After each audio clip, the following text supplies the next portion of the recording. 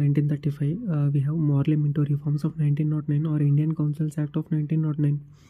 Indian Councils Act of 1909 or Morley Minto Reforms of 1909. It was an extension of 1892 reform. It was an extension. Morley Minto Reforms, so named after the John Morley, who is the Secretary of State of India, and Minto was a Governor General of India. The report of Royal Commission 1907 on decentralization became the basis for Morley Minto reforms. Morley Minto is called as the father of communal electorate in India. This gave the recognition to the elective principle on the basis of the composition of legislative council for the first time. Elective principle. Decentralization became the basis for Morley Minto reforms. This act gave the recognition to the elective principle as the basis of composition of the legislative councils for the first time. The reform marked as an important stage in the growth of the representative institution and responsible association of elected Indians with the administration. The reform marks an important stage in the growth of a representative institution and responsible association of elected Indians with the administration. This act provided opportunity to criticize the executives. This act provided the opportunity to criticize the executives and make suggestions for better administration. With this act, the name of the Central Legislative Council was changed to Imperial Legislative Council. This act introduced the first direct elections in India in 1907 on the recommendations of the Royal Commission, which established under the chairmanship of Sir Charles Hobhouse. 1909 Minto-Morley reforms were accompanied with moonlight. Features or provisions of the Morley-Minto reforms. The act enlarged the size of the Legislative Council, both central and provincial. The Act introduced the first time the direct election system in India in 1909. The Act introduced for the first time the direct election system in India in 1909 on the recommendations of the Royal Commission established under the chairmanship of Charles Hobhouse. 1909 Minto-Morley reforms are compared with moonlight. With this act, the name of the Central Legislative Council was changed into Imperial Legislative Council. The act introduced the first direct election system in India in 1907 on the recommendations of the Royal Commission established under the chairmanship of Charles Hobhouse. 1909 Minto-Morley or Morley-Minto reforms are compared with moonlight. Features or provisions of the Morley-Minto reforms. The Act enlarged the size of the Legislative Council, both provincial and central legislative councils. The number of members in the Central Legislative Council was raised from 16 to 60. The number in the Provincial Legislative Council was not uniform. Legislative Councils of Bombay, Bengal and Madras were increased to 50 members each. The Provincial Legislators of UP was to have 50, of Assam, Burma and Punjab 30 each. For the first time, Indian Councils Act gave recognition to the elective principle for the appointment of non-official members to the council. This was for the first time that they introduced the separate and discriminatory electorate. This was for the first time that introduced separate and discriminatory electorate. The electorate was decided on the basis of class and community. For the provincial councils, as the provision of 3 categories was made: general, special and chamber of commerce. Lord Minto came to be known as the father of communal electorate in India.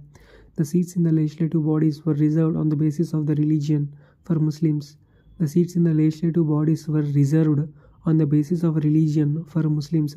Separate constituencies were marked for Muslims, and only Muslim community members were given the right to elect their representatives. The separate electorate for Muslims had a long-lasting impact on India's polity. The separate electorate for Muslims had long-lasting impact on India's polity. It recognized the Muslim community as a separate section of India and triggered the cancer of Hindu-Muslim disharmony, which ultimately culminated in the partition. Jawaharlal Nehru told this. Separate representation was also provided for zamindars, universities, chambers of commerce and presidency corporations. The act empowered the members to discuss the budget and move resolutions before it was approved finally. They were given the right to ask supplementary questions and move resolutions on the matters related to the loans and the loans to local bodies. That is, the act empowered the members to discuss the budget and move resolutions before it was approved finally. They were given the right to ask supplementary questions and move resolutions on the matters related to loans to the local bodies. The Governor General was empowered to nominate one Indian member to his Executive Council. Satyendra Prasad Sinha became the first Indian to join the Viceroy's Executive Council. He was appointed as a law member. Two Indians were nominated for Council of Secretary of State. Two Indians were nominated for the Council of Secretary of State for Indian Affairs. They were Krishna G. Gupta and Syed Hussain Bilgrami. The act was called by the INC as a shadow rather than the substance. So Satyendra Prasad Sinha is the first Indian to join the Viceroy's Executive Council. Next comes the Government of India Act of 1919, or Montagu-Chelmsford Reforms. The Government of India Act of 1919 was an act of British Parliament that sought to increase the participation of Indians in the administration of their country.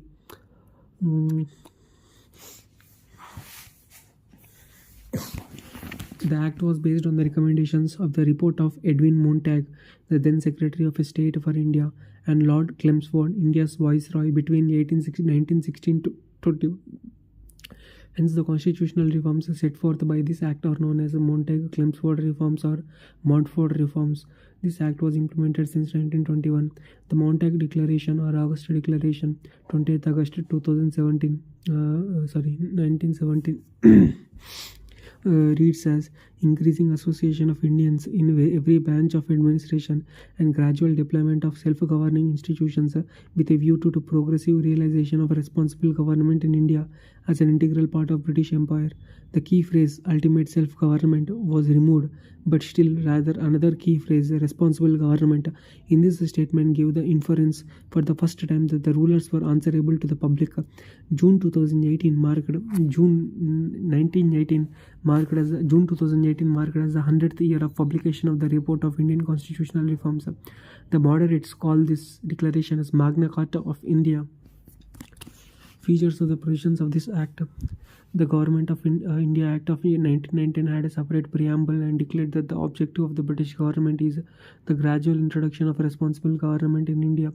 It relaxed the central control over the provinces by demarcating and separating the central and provincial subjects. Central and provincial legislatures were authorized to make laws on their respective list of subjects.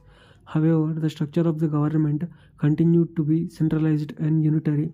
It further divided the provincial subjects into parts: transferred and subjects and the reserved subjects.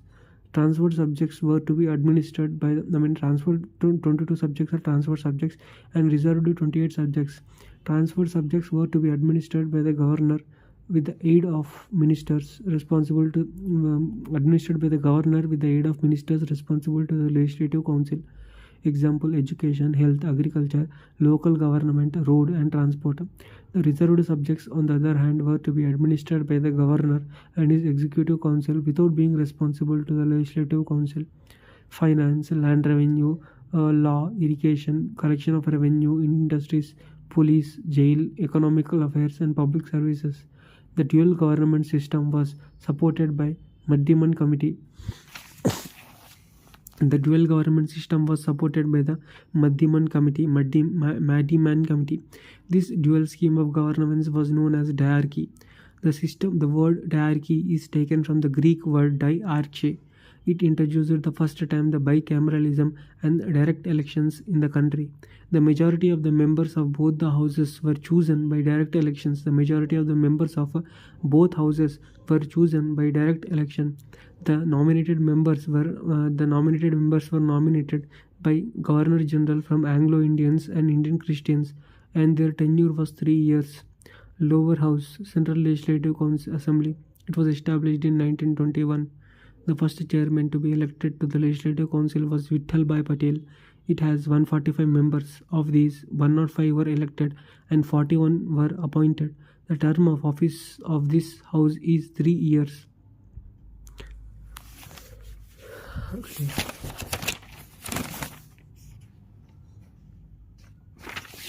So